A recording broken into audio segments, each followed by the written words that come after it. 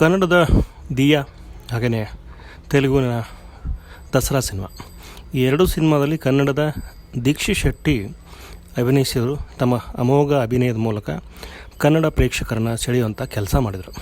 ಆದರೆ ಇವರ ಒಂದು ಸಿನಿಮಾ KTM ಶುಕ್ರವಾರ ರಿಲೀಸ್ ಆಗಿದೆ. ಆದರೂ ಕೂಡ ಎರಡು ಸಕ್ಸಸ್ ಸಿನಿಮಾಗಳಲ್ಲಿ ಅಭಿನಯಿಸಿ ಸಕ್ಸಸ್ ಕೊಟ್ಟಂತಹ ನಟನಿಗೆ ಮೊದಲ ದಿನ ಓಪನಿಂಗ್ ಪಡೆಯುವಂತಹ ಒಂದು ಖುಷಿ ಏನಿತ್ತು ಅದು ಡಬಲ್ ಆಗಿರುವಂಥದ್ದು. ಯಾಕಂದರೆ ಮೊದಲ ದಿನ ಸಾಕಷ್ಟು ಜನ ಸಿನಿಮಾ ನೋಡಲಿಕ್ಕೆ ಬಂದರು, ಫುಲ್ ಹೌಸ್ ಆಗಿರುವಂಥದ್ದು ಇವರಿಗೆ ಖುಷಿ ಕೊಂಡಂಥ ವಿಚಾರ. ಆದರೂ ಅವರ ಮಾತಿನಲ್ಲಿ ಒಂದು ನೋವಿತ್ತು. ನೀವು ನೋಡ್ತಿರುವಂಥ ವಿಡಿಯೋ ಕೂಡ ಅದನ್ನೇ ಹೇಳುವಂಥ ಪ್ರಯತ್ನ ಮಾಡುತ್ತೆ.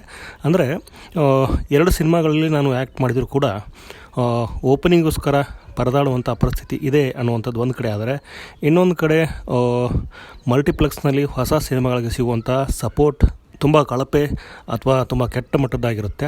ಕನ್ನಡ ಸಿನಿಮಾಗಳಿಗೆ ಮಲ್ಟಿಪ್ಲೆಕ್ಸ್ನಲ್ಲಿ ಒಳ್ಳೆಯ ಒಂದು ರೆಸ್ಪಾನ್ಸ್ ಸಿಗೋದೇ ಇಲ್ಲ ಅನ್ನುವಂಥದ್ದು. ಯಾಕಂದರೆ 10 ಜನಕ್ಕಿಂತ ಜಾಸ್ತಿ ಇರಬೇಕು, ಆಗಲೇ ಸಿನಿಮಾ ಪ್ರದರ್ಶನ ಇರುತ್ತೆ ಅನ್ನುವಂಥದ್ದು ಅವರು ತಾವೇ ಮಾಡ್ಕೊಳ್ಳೋಂಥ ಒಂದು ವ್ಯವಸ್ಥೆ. ಕೆಲವೊಂದು ಸಿನಿಮಾಗಳಲ್ಲಿ ಆ ಥರದ ಒಂದು ಪರಿಸ್ಥಿತಿ ಇದೇ ಇರುತ್ತೆ, ಜನನೇ ಇರಲ್ಲ ಅನ್ನುವಂಥದ್ದು ಹೇಳುವಂಥ ಇನ್ನೊಂದು ಸತ್ಯ ಅಂತ ಹೇಳ್ಬೋದು ನಾವು. KTM ಸಿನಿಮಾದ ಪ್ರದರ್ಶನ ಆದಮೇಲೆ ಇಡೀ ಟೀಮ್ ಹಾಗೆಯೇ ದೀಕ್ಷಿತ್ ಮಾತಾಡಿರುವಂಥದ್ದು, ವಿಶೇಷವಾಗಿ ಹೇಳುವಂಥದ್ದು ಏನಂದರೆ ಸಿನಿಮಾನ ನೋಡಿ ರಿವ್ಯೂ ಮಾಡಿ, ಕೆಟ್ಟದಾಗಿದ್ದರೂ ರಿವ್ಯೂ ಮಾಡಿ, ಚೆನ್ನಾಗಿದ್ದರೂ ರಿವ್ಯೂ ಮಾಡಿ ಅಂತ ಹೇಳಿ ತಮ್ಮ ಅಭಿಪ್ರಾಯನ ಹೇಳ್ಕೊಂಡಿರುವಂಥದ್ದು.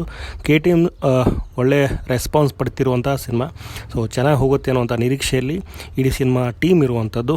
ಈಗ ಈ ವಿಡಿಯೋ ನೋಡಿದಂಥ ನಿಮಗೆ ಧನ್ಯವಾದಗಳು. ಕಾಮೆಂಟ್ಸ್ ಅಥವಾ ಶೇರ್ ಮಾಡಬೇಕು ಅನಿಸಿದರೆ ಶೇರ್ ಮಾಡಿ ಅಂತ ಹೇಳ್ತಾ ನಾನು ಈ ಒಂದು ವಿಡಿಯೋ ಮುಗಿಸ್ತಾ ಇದ್ದೀನಿ. ನಮಸ್ಕಾರ. ಇಂಪಾರ್ಟೆಂಟ್ ಆಗುತ್ತೆ. ನಾನು ಮೊನ್ನೆ ಪ್ರೀಮಿಯರ್ ಶೋ ಹೇಳಿದ್ದೆ, ಇದನ್ನ ಮತ್ತೆ ನಿಮ್ಮೆಲ್ಲರ ಮುಂದೆ ಹೇಳಬೇಕು ಅನ್ಸುತ್ತೆ. ಹಾಲಲ್ಲಾದ್ರೂ ಹಾಕಿ, ನೀರಲ್ಲಾದ್ರೂ ಹಾಕಿ, ತೀರಾ ಸೈಡ್ಗೆಲ್ಲೂ ಹಾಕಬೇಡಿ ಅಂತ ಎಲ್ಲರಲ್ಲೂ ತುಂಬಾ ಕಳಕಳಿಯಾಗಿ ನಾನು ಕೇಳ್ಕೊತೀನಿ. ಸೊ ನಿಮ್ಮೆಲ್ಲರಿಗೂ ತುಂಬಾ ಇಷ್ಟ ಆಗಿದೆ, ದಯವಿಟ್ಟು ರಿವ್ಯೂ ಬರೀರಿ. ಅಂಡ್ ನಿಮ್ಮ ಸ್ನೇಹಿತರಿಗೆ ನಿಮ್ಮ ಫ್ಯಾಮಿಲಿಗೆ ಈ ವಾರನೇ ಸಿನಿಮಾ ನೋಡಕ್ಕೆ ಹೇಳಿ. ಬುಧವಾರದ ನಂತರ, ಅಂದ್ರೆ ನಾನು ಬುಧವಾರ ತನಕನೂ ಹೋಗಲ್ಲ, ಸೋಮವಾರದ ನಂತರ ಏನಾಗುತ್ತೋ ನಮ್ಗಳಿಗೆ ಗೊತ್ತಿಲ್ಲ.